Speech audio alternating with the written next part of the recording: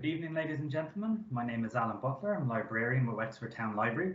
Thank you for joining us here today as we celebrate Poetry Day Ireland.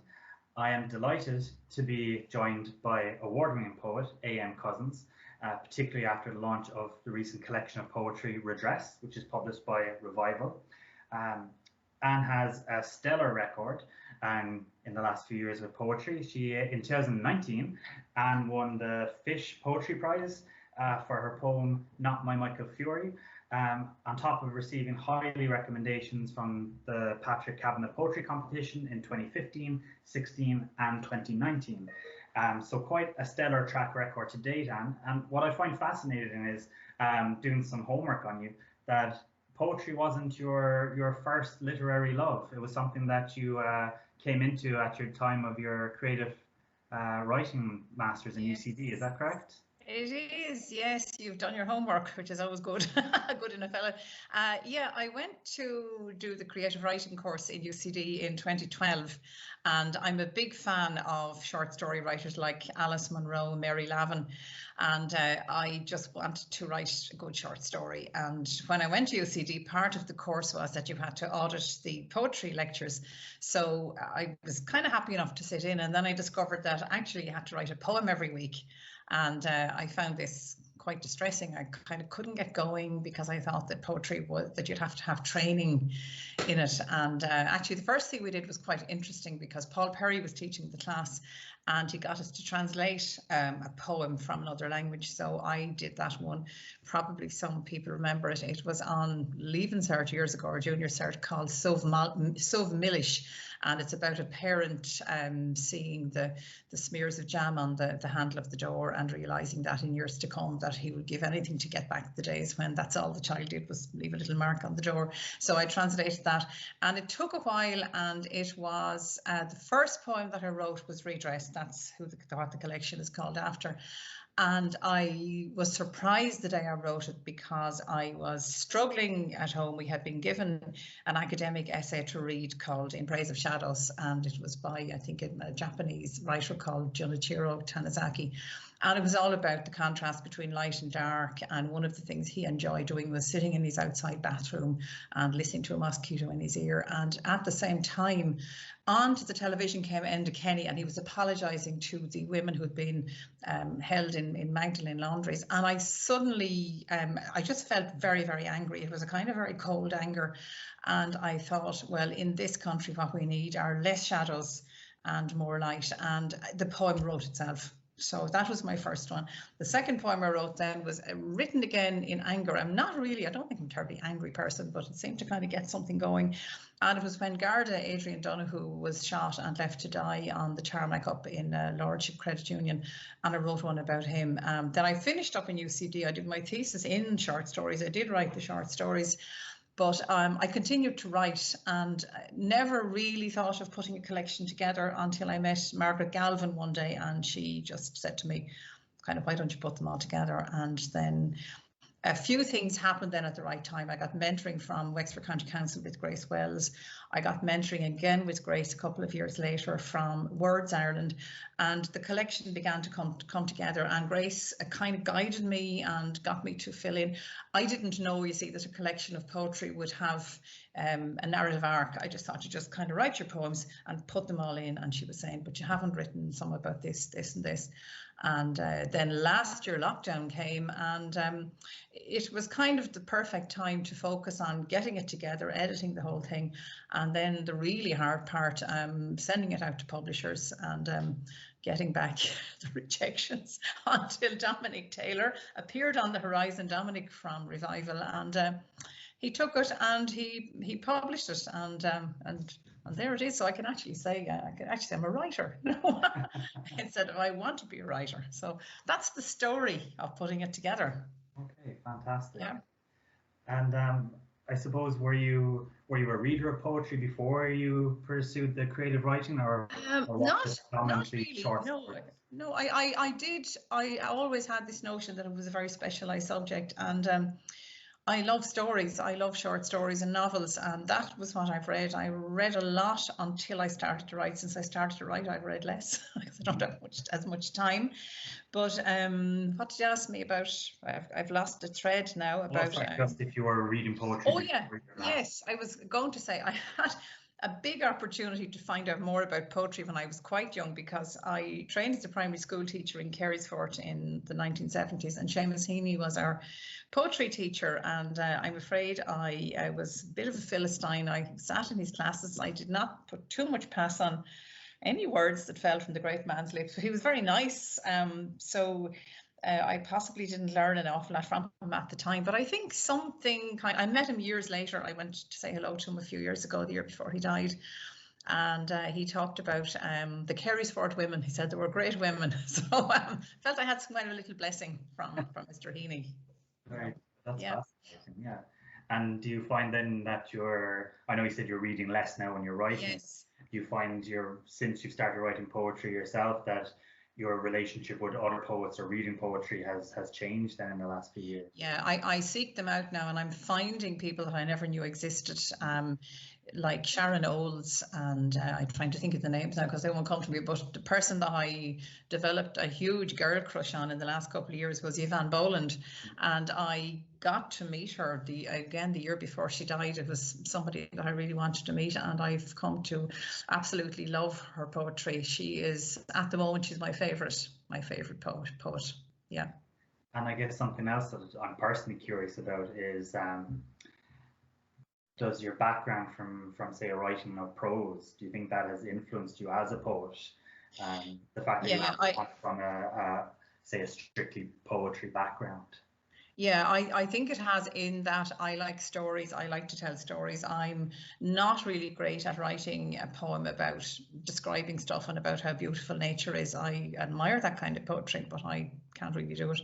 So a lot of the stories I read recently, actually, Maura Vacanti was interviewed. She was 99 quite recently, so she's still around. But she said that she found that poetry was a great kind of shorthand for stories. And I think that's what I'm finding, that I have a lot of stories to tell. I have a lot of things I want to say, and I am finding that the form, the poetic form, you can get a poem down on paper really in a day. I don't think you get a novel or a short story down in a day. Now you'd have to come back and do a lot of things to it. Not too many things, because Billy Collins actually said that he found that he was teaching poetry. What some writers try to do is, what they want to do is tie the poem to a chair with rope and kind of beat the daylights out of it. So I try not to do that. But at the moment, it suits me. I'm enjoying it. Okay, fantastic. Yeah, and it's obviously working for you as well, which is with your poems and with your collections. And I guess without any further ado, then we'd love to hear you read some of your work from REDRESS. Okay, so I'm going to read some poems from the book, and I'll start with Not My Michael Furey, the one that you mentioned a few minutes ago. This is about libraries. It's about the refuge that we find in books. And when I was only 12 or 13, I went to secondary school, and libraries that we had, it started out as part of the staff room, so we'd wait for the teachers to finish their lunch and then we were allowed in, and then it was, I think, an old kind of prefab, but I found great refuge in there because I was a very quiet child and I loved to read. So this is the one, Not My Michael Furey. Not My Michael Furey, after James Joyce. While the girls watched the boys kick a ball on a scuffed patch of earth behind the school, I hid in the prefab hut that served as library and refuge to the bashful. There was shelter among chipboard shelves, where books offered solace to a child weary of feigning interest in the chatter of fashion and elusive boyfriends. Here were English girls learning life lessons in progressive boarding schools. Young women in the chalet novels bravely dodged Nazis, and Miss Hare's Regency heroines, all sprigged muslin and beribboned bonnets, were tastefully romanced by young books, with checkered pasts and endless supplies of starched cravats, who drove fast phaetons and could tame a giddy young filly with one smouldering, masterful glance. Sometimes I saw a boy near the crime shelf, barely 13, fingers and teeth nicotined as a man's. Once we talked, and he held out his yellow hands to show their tremor. He suffered with the nerves. He liked a thriller, a mystery to solve. Poirot was the best. I preferred Miss Marple's investigations among the murdering genteel class. If I'd ever thought of him after that, I would have imagined him on his tractor, the cab filled with smoke as he turned the sod in neat lines on his father's beet field. Some years later, my mother wrote me, the priest had called his name at Mass, requested prayers for his soul's repose. She heard the talk at the chapel gate. He was found in a barn. No mystery how his life of hardship came to an end. He was not my Michael Furey, never my tender young love, but I think of him in a makeshift library long ago, wits pitted against a fictional detective and a small shy girl for company. So that's not my Michael Furey. It's beautiful. Do you like that? Yeah, absolutely. Yeah, well deserving of its reward. And I'll move on now into, the book is divided into 4 sections. There's childhood, kind of growing up and getting married, and there's some about my parents, and the end then is kind of political. So I'm going to go into the middle section, and it's about names. I have 2 children.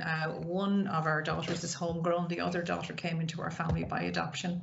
And the first one is for Jessica, my eldest daughter, and it's about names, and it was about how I felt about changing my name when I got married, and then what name I would give to the child that I was carrying name. By the time you were born, I had shed my father's name, relegated it to the back parlour of history to keep all level and safe beyond doubt, while I knuckled down with another clan. Sister wives helped me reconnoitre the new territory to interpret nods, half phrases, the pauses and silences that said so much or too little. When pounding heels rippled my skin, I knew you were a girl. I had a mind to name you, my firstborn, for yourself. No more macho saints puffed up with heroic anecdotes, nor immaculate mothers, their piety equalled only by their place in the litany. I whispered some to you to try for size. Old Testament girls tended their brothers' flocks, stepped from the shadows to draw water for strangers' camels, rolled up their bedding to decamp and walk desert miles, sharpened knives concealed in bundles of cloth. But in the end, it was Shakespeare's rebel whose name rang true. Jessica, fair and wise, eschewed her birthright for liberty, and above all, kept her own counsel.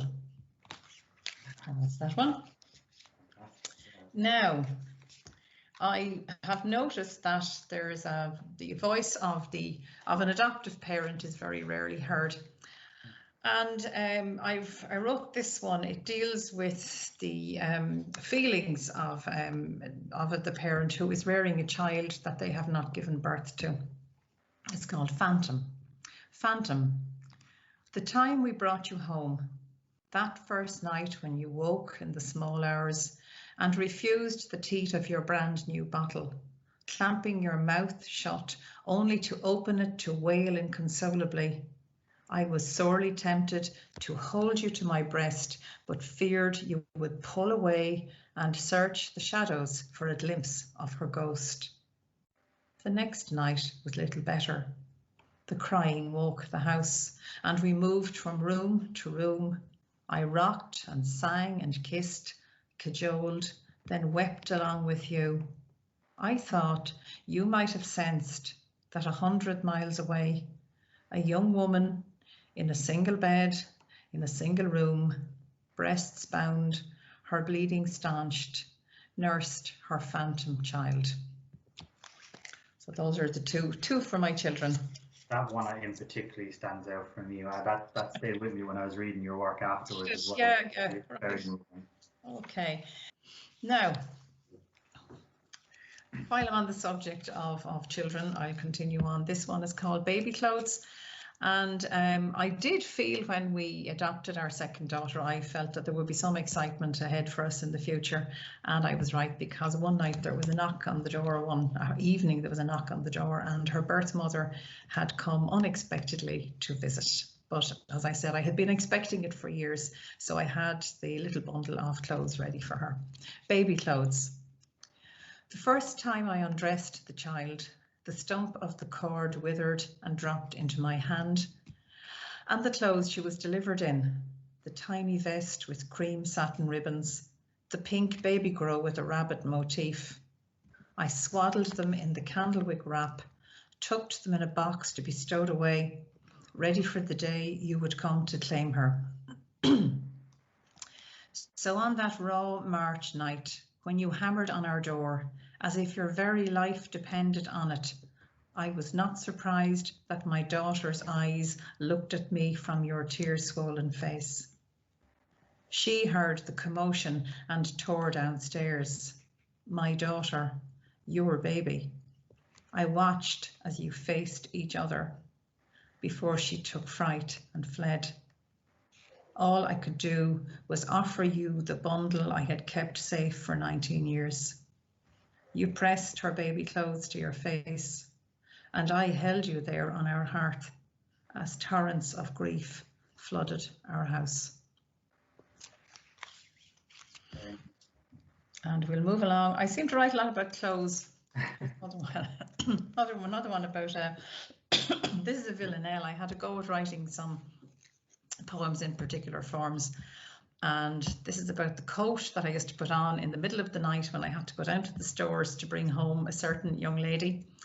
And I get out of bed in the middle of the night, put on the green coat, and I still have the coat. And when her children start going out, I loan it to her. Mac. The nights she went out and didn't come back, Fridays and Saturdays downtown, disco nights. I'd wake in the dark hours, put on my Mac. The long green one, she said, looked like a sack and would give the dogs in the street a fright, which never bothered me. But if she didn't come back from the edge of disaster, that hungry black abyss that lay in wait for our daughter might have eaten her up. So I got out of bed, put on my Mac over my nightdress and slipped out the back, drove around town in the middle of the night because I'd have died if she hadn't come back. Little girls staggered past, addled and racked by vodka and shots. Boys coked up, ready for a fight, as I waited in the car, guardian angel in a Mac, to drive her and her friends to Burger Mac or Abracababra, whatever it took to finish the night. That was what I did, and that's how I got her back, driving round in my nightdress and the long green Mac. Now I'm going to move into the next section of the book, and we lost our father in 2017. He was an elderly man. He was 89. He had a very good life, but it's always very hard to let a person go. And sadly, at the very end of his life, he had to go to hospital, and and it was not a good experience. And we were very happy to get him home. So this is about his journey home a couple of weeks before he died. Ambulance. I never thought it would come to this.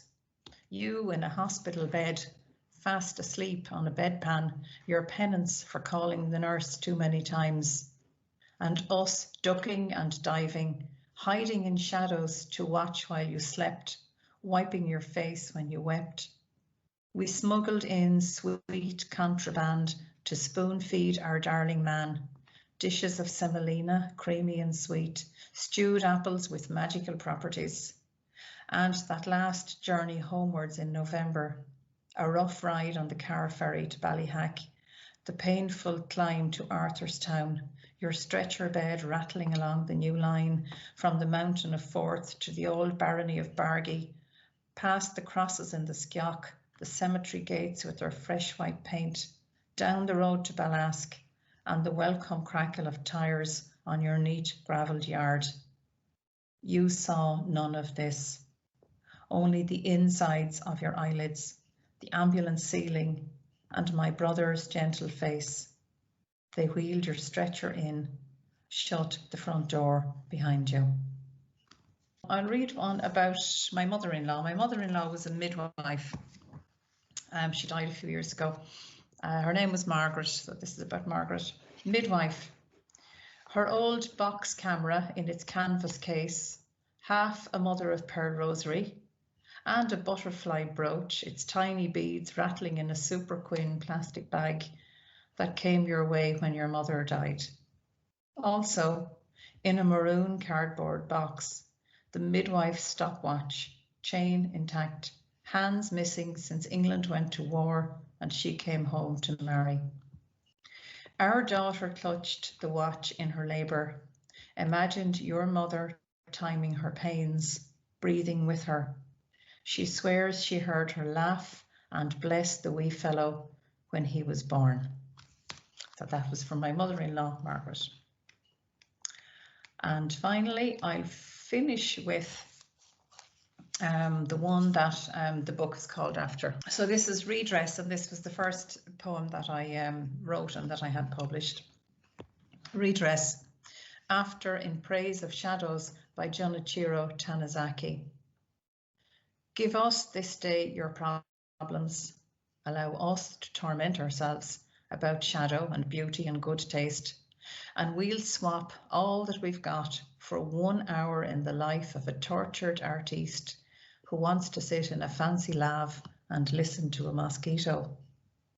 We'd leave the shadows to the banshee and the puka and the nun who died young. She lurks and snaps bony fingers as your backside hangs through a hole in a bench. You tilt forward to tear a scrap of newspaper. All useless decoration stripped in Sunday's well, where little Nellie dances for holy God. Our Tain boys march, and Heeny's henhouse child views the moon through a chink in a plank. Ancient Magdalenes and crones, sister stitchers with blackened teeth and white pinched faces glowing over modest grey kimonos, enhance heaven's cloth. Embroider Limerick lace, give us this day. So I just want to say, Alan, thank you very much for facilitating this, and for Shane, our IT man, and for Susan Kelly as well. So thank you so much for giving me this opportunity to read on Poetry Day. Okay, no, not at all. Thank you for reading. It was really beautiful, really moving, and it gives people a taste of what they're in store for with Redress, and I'd highly recommend it. It's fantastic. Again, it's published by Revival, and it'll be available now in all bookshops. Yes. Thank you. No problem. For everyone that's watching at home, if you're on our Facebook premiere, or if you're watching back on YouTube as a repeat, please feel free to share the interview, and leave your comments down below, either about the work itself that you've heard tonight, anything that you found moving or inspiring, or even your own favourite poetry. If you want to share that with us, we'd be delighted. Please do subscribe and stay in touch for all of our future social media posts. Thank you.